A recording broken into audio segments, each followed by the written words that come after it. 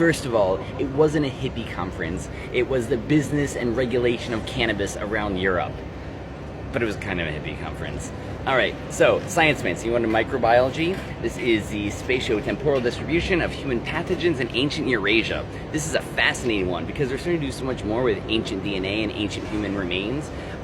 This is 1,300 ancient humans covering 37,000 years of Eurasian history, and it's tracking all the pathogens that they found in these people, which is a fascinating way to look at the rise of things.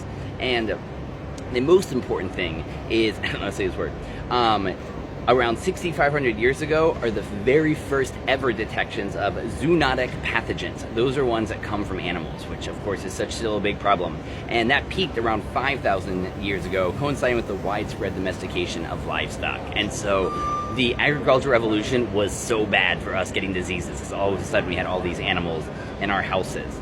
But some of the findings I thought were interesting. One, I learned about a new disease called louse-borne relapsing fever, which can kill up to 40% of people who get it, and it comes from a lot of crowded conditions. It's not a disease you see very often before, but you never saw it before domestication. Before 6,500 years ago, when we started bringing animals into our homes, you didn't see this disease, just like the plague. The plague also came from bringing animals into our homes.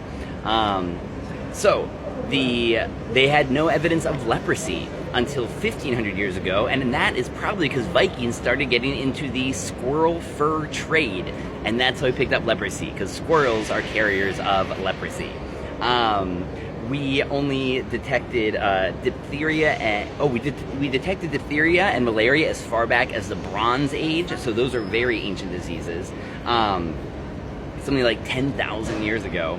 And then finally, the one I thought, it isn't funny, but it's kind of funny. They looked at co-infections. They found a couple of these people who had the same disease at the same time, and there was a Viking who had both smallpox and leprosy at the same time. Can you imagine that being the last record of yourself in human history? Is somebody digs you up hundreds, thousands of years after you're dead and said, oh fuck, what kind of disease did they get?